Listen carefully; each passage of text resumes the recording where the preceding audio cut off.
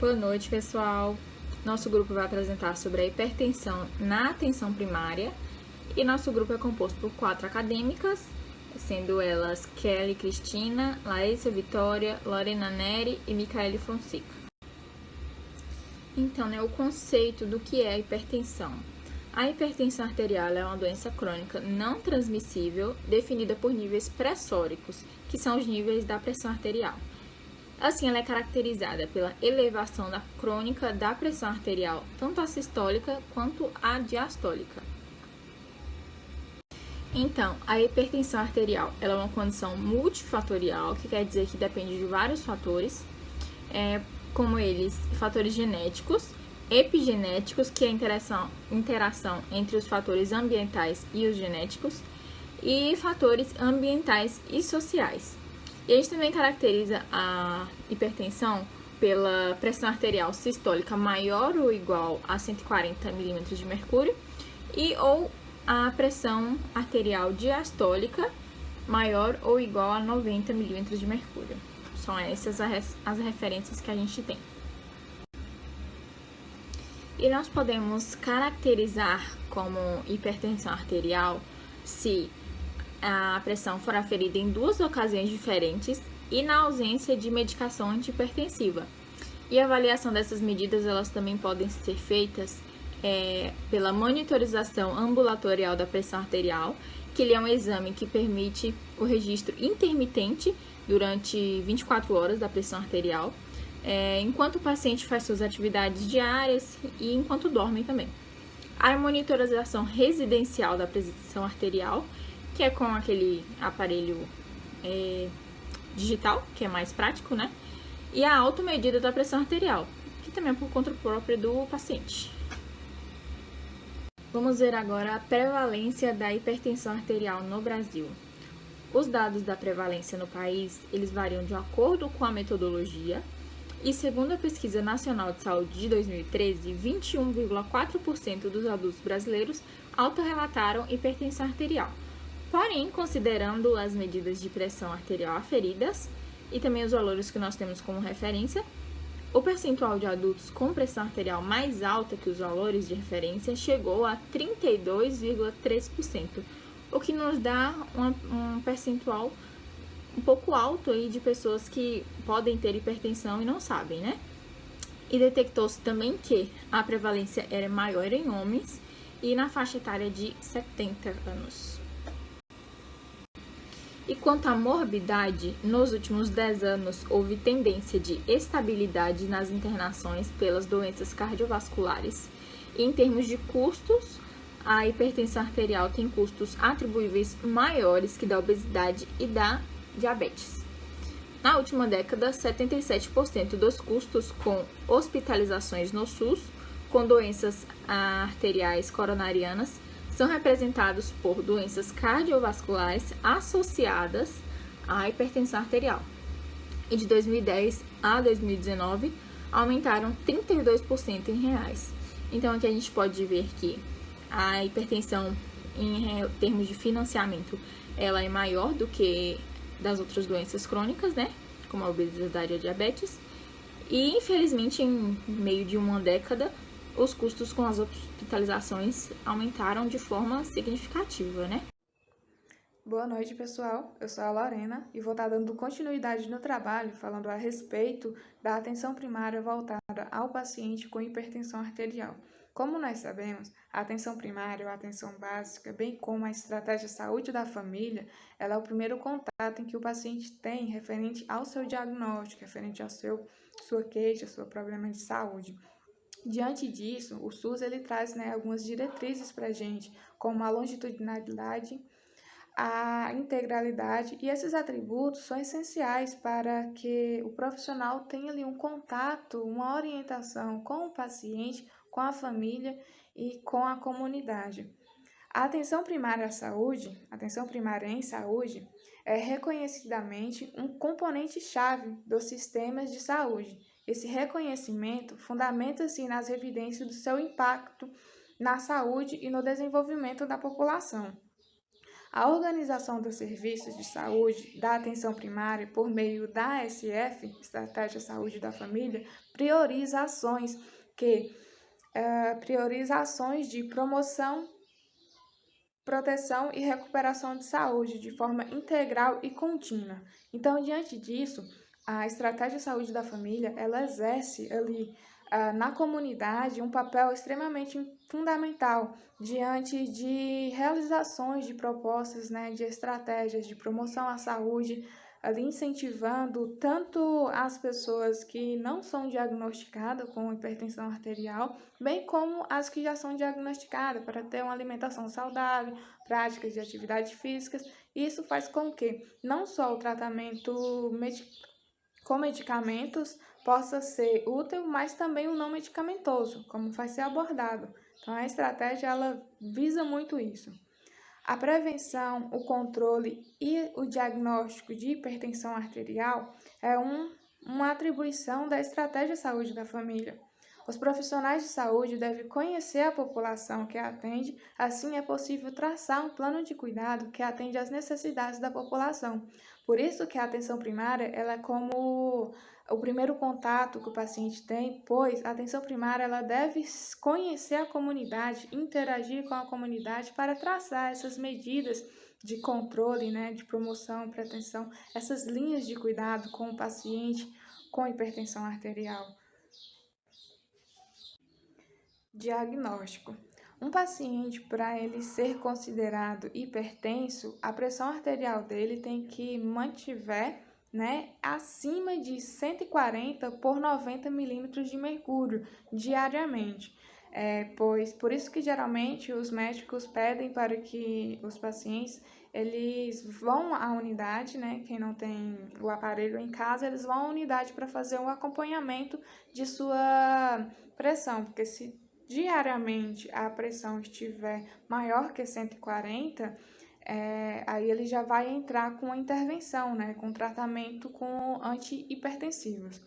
A avaliação inicial de um paciente com hipertensão arterial inclui a confirmação do diagnóstico, a suspeita e a identificação de causa secundária, além da avaliação do risco cardiovascular.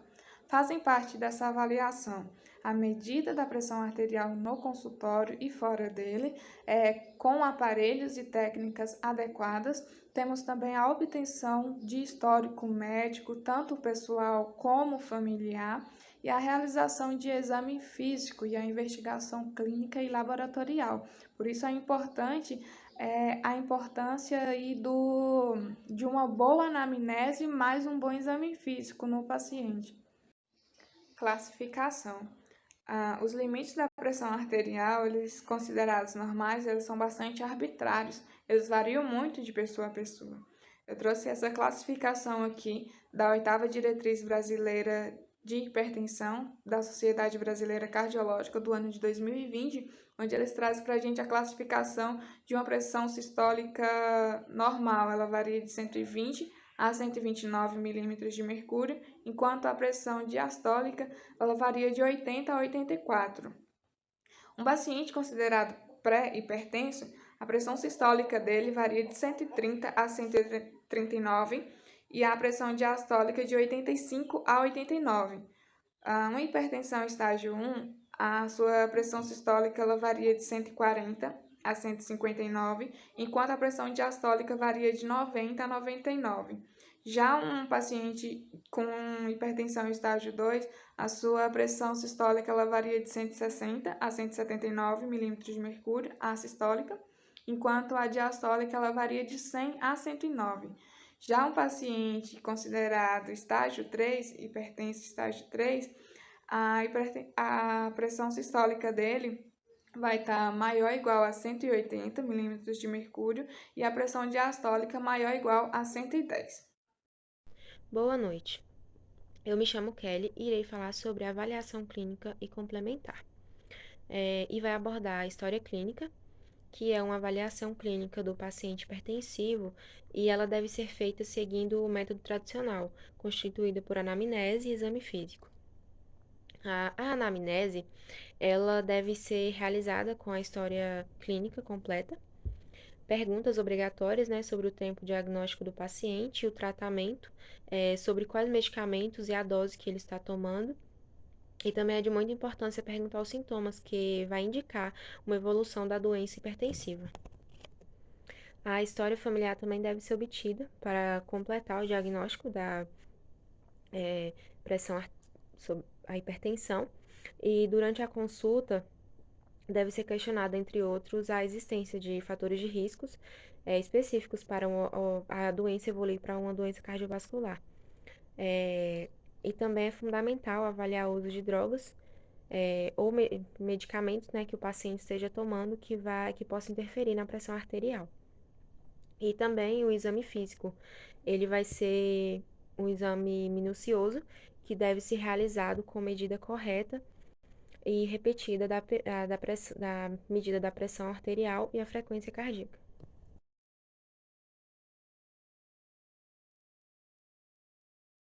Tratamento medicamentoso. O tratamento da hipertensão arterial é a redução da morbidade e da mortalidade cardiovasculares dos pacientes hipertensos. Então, o tratamento ele pode ser feito com o uso de medicamentos, entretanto, eles não curam a hipertensão. E para a maioria das pessoas, o tratamento precisa ser contínuo por toda a vida. Apesar de não ser possível curar a hipertensão, é imprescindível tratá-la, né, a fim de evitar suas complicações, e o uso do medicamento costuma ser essencial. Nesses casos, pode ser indicado diuréticos, né, que eles vão atuar diretamente no funcionamento dos rins, ajudando na eliminação do sódio, vasodilatadores, que vão promover a dilatação dos vasos, vai alongar, né, as fibras musculares e permitindo um melhor fluxo de sangue. Os inibidores de cálcio, que agem como vasodilatadores. Os betas bloqueadores, eles vão bloquear os receptores beta da noradrenalina e vão ser capazes de reduzir a frequência cardíaca, a pressão arterial e ainda agir na proteção cardíaca após o infarto, né? E os antagonistas do receptor da angiotensina, como losartana, valsartana. Tratamento não medicamentoso. O tratamento não medicamentoso da hipertensão arterial, ele vai consistir em estratégias para avisar, mudar o estilo de vida do paciente, que pode levar uma diminuição da dosagem dos medicamentos ou até mesmo a sua dispensa. E tem como seu principal objetivo diminuir a morbidade e a mortalidade cardiovascular por meio de modificações do estilo de vida e que vai favorecer na redução da pressão arterial. É indicado a todos os hipertensivos e aos indivíduos, mesmo que normotensos, mais de alto risco cardiovascular, a redução de peso corporal, reduzir o sal, o consumo de bebidas alcoólicas, praticar exercícios físicos, ter uma boa alimentação, não utilizar drogas e também parar de fumar. Sendo assim, irei abordar um pouquinho falando sobre os fatores de risco da hipertensão. Não sabe exatamente como a pressão arterial se desequilibra. E alguns fatores de risco para hipertensão pode fazer com que a doença se desenvolva, tais como: tem dois tipos de fatores. O primeiro fator de risco é não controláveis. Os não controláveis contêm o quê? A idade. Homem acima de 50 anos, mulher acima de 65, mais chance de desenvolvimento da pressão alta. E a genética. A genética, se algum parente próximo que tenha pressão alta, sua chance é de desenvolver a doença com mais probabilidade. Os fatores de risco controláveis. Os fatores de risco controláveis podem desenvolver o quê? Pode desenvolver excesso de peso. O sobrepeso dificulta a circulação no sangue, o que pode aumentar a pressão nos vasos. O excesso de sal, o sódio retém água no organismo, o que pode obstruir os vasos sanguíneos. O sedentarismo, não na prática de atividade física, pode aumentar a chance de desenvolver a hipertensão. O tabagismo é uma substância tóxica que contém no cigarro, que contrai os vasos sanguíneos, o que pode aumentar a pressão arterial. O consumo do álcool em relação aos fatores controláveis. O O consumo do álcool, além de ser muito calórico, o álcool aumenta a pressão arterial no organismo. O estresse passar por muitas situações estressantes no dia a dia, pode ser um fator também que pode alterar essa pressão. E a obesidade, o excesso de massa corporal, é um fator também que é muito predominante para a hipertensão. E também é bom destacar algumas medicações que a pessoa utiliza sem a prescrição médica e as drogas ilícitas que também podem promover elevação na PA. E são alguns fatores controláveis. Prevenções é muito importante para que a gente tenha medidas gerais de promoção de saúde, tais como campanhas educativas, recomendações, intervenções, estratégia para a melhor forma de abordar a situação, medidas também de proteção específica, como imunização, profilaxia medicamentosa, voltando também para a população com mais risco de desenvolvimento da doença. Irei abordar um pouquinho sobre algumas medidas consideradas essencial para evitar esses reflexos da hipertensão. E elas são, a primeira delas é adotar uma alimentação equilibrada, que uma alimentação adequada por diversos motivos, como fator de melhor funcionamento dos vasos sanguíneos, da musculatura do coração, e é recomendado sempre evitar alimentos ricos em gorduras saturadas, exceto de sal e açúcar, refrigerantes, alimentação industrial, embutida rico de conservativos, carboidratos refinados, bebidas alcoólicas. São alguns fatores que é muito importante evitar. E sim, adotar uma alimentação mais equilibrada. E também o segundo fator é evitar o estresse. Evitar o estresse também, às vezes, a maioria das vezes, né, esse estresse vai alterar o ritmo cardíaco com o tempo e o sobrecarga também no coração. Portanto, é importante buscar e manter a calma em determinada situação. E a prática da atividade física. O sedentarismo é um dos principais fatores de risco da hipertensão. Como influencia diretamente no excesso de peso e gordura corporal da pessoa. E é muito importante que a pessoa pratique algum tipo de atividade.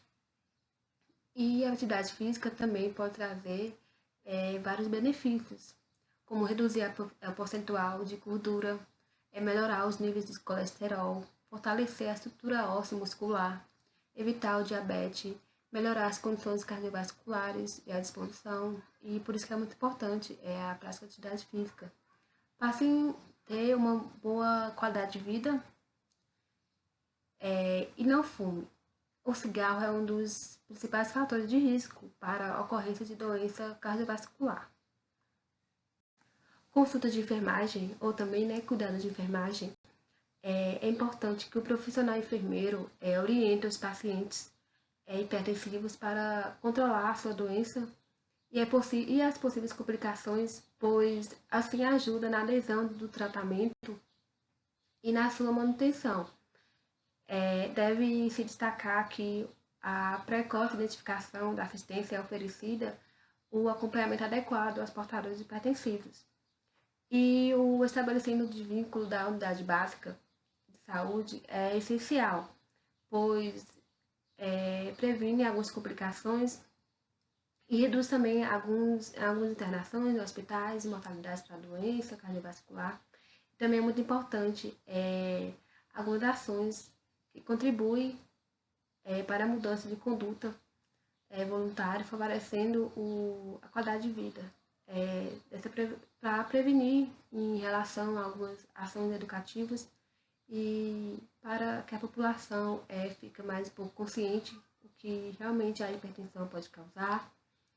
E o enfermeiro, a consulta de enfermagem é importante para monitorizar a pressão arterial, monitorizar os sinais de complicações potenciais, investigar sobre os fatores de risco e hábito de vida e orientar sobre o uso de medicamentos, seus efeitos colaterais, avaliar os sinais e sintomas e reforçar também a orientação sobre o hábito de vida com a pessoa, também os familiares. É muito importante a consulta de enfermagem. Portanto, concluímos que o número de pessoas hipertensivas aumentou de 650 milhões para 1,28 bilhões nos últimos 30 anos, de acordo com a primeira análise global. Como as meninas explicaram, né, a hipertensão também é conhecida como pressão alta, é uma doença silenciosa, geralmente assintomática, que pode desencadear diversos problemas, e a causa da hipertensão são vários fatores. E um deles é mesmo só em relação à mudança de qualidade de vida.